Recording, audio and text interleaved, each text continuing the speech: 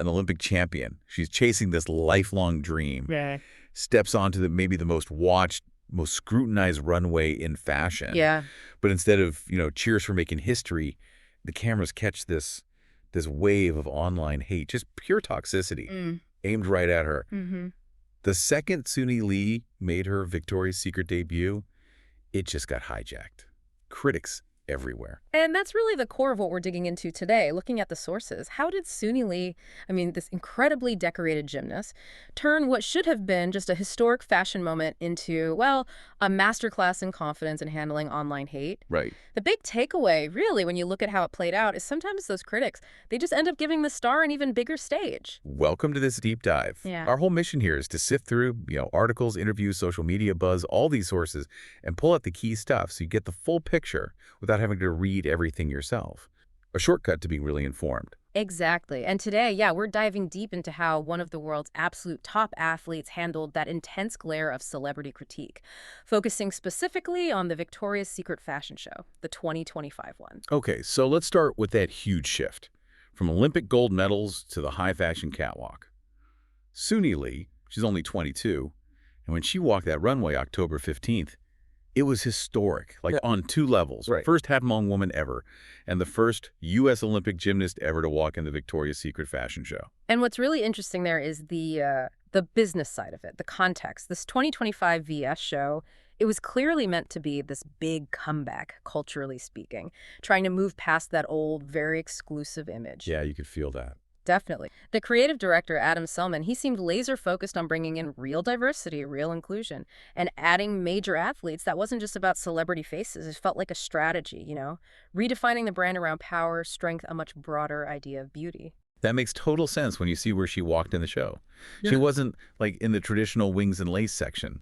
She was featured in the Victoria's Secret pink section. Exactly. Pink. Which, aims younger. It's all about comfort, athletic wear, body positivity. So her outfit, this hot pink sports bra, micro shorts, these glittery heels, it fit perfectly. It was like the visual for that section's message, athletic confidence. And she was right in there, walking with big names like Barbie Ferreira, Lila Moss, and Twice E, the K-pop group, performed during her part. It just screamed global, youthful energy. This wasn't like some side appearance. She was central. Totally central. And if you look at why she did it, her personal motivation, she talked about this with Marie Claire, it just adds so much more weight. She admitted, saying yes felt like a dream outside of my comfort zone. Wow. But the reason, representation. Pure and simple. She actually said, I want young girls to know they don't have to fit into just one box. You can chase Olympic gold and still own your femininity. That's a huge statement, isn't it? Especially against the pressure elite female athletes usually face.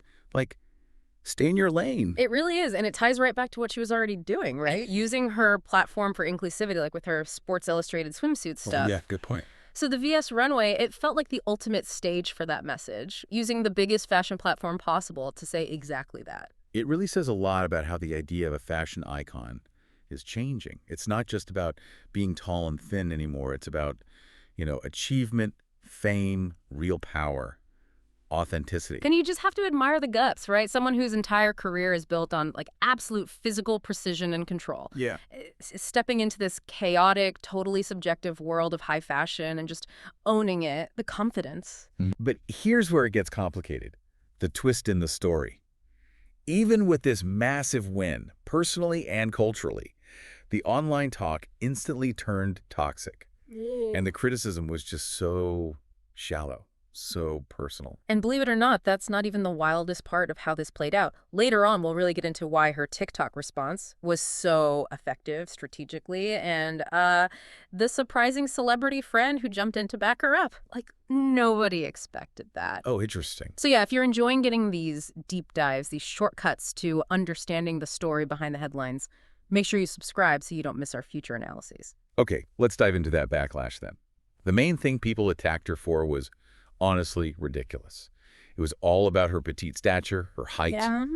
Online trolls trying to shame a 5-foot gymnast because she didn't fit some like outdated idea of what a runway model should look like. It's just classic cyberbullying, isn't it? Going after something you literally cannot change, her height. But what was so smart, strategically brilliant, really, is that she didn't just let it slide. Right. The negativity was loud enough that she felt she had to respond. And she did it fast, just 3 days after the show aired. And she chose the perfect battleground, TikTok. Yeah. Right where the hate was bubbling up. That clapback. October 18th. Yeah. It went viral instantly, mostly because it was so simple but so confident. She just lip-synced to Ariana Grande's song Successful. That song choice, successful. Right. I mean, that's a pure power move right there. It completely reframes everything. Totally. She's basically saying, look at my accomplishments, Olympic gold, making fashion history, and at the same time painting the critics as, you know, jealous, unsuccessful people hiding behind keyboards. And the caption was just as direct. Can I guys stop bullying me? Yeah. It's so disarming, right? It calls it what it is, bullying, but without victimizing herself. Mm. She showed it hurt, but refused to let it define the moment. Mm-hmm. And she kept control in the comments, too. Like, she replied directly to a fan who was defending her, saying, why are people bullying you because of your height? Like, I can't control that, bro. Yeah. What did she say? Suni's reply was just, like, literally, just agreeing with the absurdity of it all. It just pops the balloon of the criticism. That's great. And it shows she was actually in the conversation, managing it, not just posting and running. She even liked that one fan comment. What was it? You were on the runway and they were mad and at home. Yes, that one. Perfect. It just nails the jealousy driving these kinds of attacks and flips it into, like, a badge of honor for her. So, okay, here's a question, though. Was it risky? Mm-hmm. Engaging like that so fast? Usually the old PR advice is stay silent, let it blow over. That's the traditional playbook, yeah. But we're in a different age now, the influencer age. Authenticity, speed. Sometimes that beats the old methods. By hitting back with humor, with confidence, using a song like Successful, she basically shut down their narrative before it could really take root. She controlled the story, not the haters. And then getting that celebrity back up. That must have helped seal the deal. Ming Lee Simmons, right? Kimora Lee Simmons' daughter. Yeah. Jumped right into the comments. Who's bullying you? I won't allow it. That kind of industry validation from someone connected to fashion royalty, it adds another layer of don't mess with her. Definitely sends a message. For sure. And it reinforces what Lee herself said later, something about not having much prep time for the show. She felt that was actually a good thing. Oh, really? Why? Because it meant she just showed up exactly as I am. That lack of over-preparation, maybe feeling a bit raw, it came across as authentic, and that authenticity became her shield. So what could have been seen as a weakness, not being a seasoned runway pro, actually became her strength. Just pure, unapologetic Suni Lee. Exactly. But this whole thing, it wasn't just about Suni Lee, was it? That night highlighted a bigger shift, this move towards embracing athletic power in fashion. Absolutely. She wasn't the only history maker on that runway. The athletic invasion, as you could call it, also included WNBA star Angel Reese. Right. Angel Reese made her VS debut, too. And she became the first professional athlete to walk their runway. Which is also huge. And Reese wasn't just, like, tucked away somewhere. She was in the main event, the Big Wings reveal lineup. Wow. Yeah, she had this gorgeous pink floral lingerie look, and then another one with the actual iconic angel wings. It basically symbolized, yep, she belongs here in the most elevated part of the show. So putting these two powerhouse athletes, Suni from gymnastics, Reese from the WNBA front and center, that feels really intentional. Totally intentional. It's VS consciously broadening what that angel identity means, signaling that, hey, the brand now champions these powerful figures who define success on their own terms, whatever field they're in. And Angel Reese basically echoed what Suni was saying too, didn't she? Called it a dream come true. Yeah. And talked about that same idea of being multidimensional.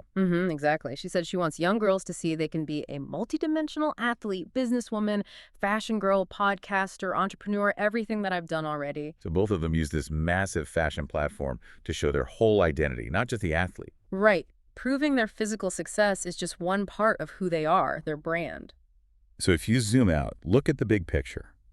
Putting these two huge athletes in the show, it really highlights how sports, celebrity, and branding are all mixing together now. Fashion seems to be actively looking for women who project power, strength. Yeah, it feels like a real move away from those, very specific, often fragile beauty standards that ruled runways for so long. It feels like a major shift, celebrating women who are successful, powerful, authentic, however they show up. It really does. Which brings us back to where we started, with the haters. When you really look at all the source material, that initial impulse online to tear down someone like Suni Lee, it just ended up amplifying her message. The negativity actually gave her a brighter spotlight. It's such a paradox of this digital world, isn't it? But yeah, when you have that kind of authenticity, that confidence, and it's backed up by massive real-world achievements like Olympic medals, that's the best armor. Trying to cut her down because she's 5 feet tall, it just made her success look even bigger and the criticism look incredibly petty. You know what stands out to me? Suni Lee's Clapback probably generated more positive viral buzz for Victoria's Secret than any official press release ever could have. The story became about her triumph over the haters, not just about the fashion show itself. Couldn't agree more. It completely flipped the script. And, here's something maybe for you, the listener, to think about. With athletes like Suni Lee's and Angel Reese making such a splash, what does that mean for the future of the runway? Is that traditional super skinny model aesthetic on its way out? Have athletes permanently pushed the definition of beauty to include strength and achievement? Something to chew on. You've been listening to this deep dive, getting the story behind the headlines about Suni Lee's runway triumph. Thanks for tuning in with us. Yeah, thanks for listening. And don't forget to subscribe for more deep dives that keep you informed on the stories shaping culture.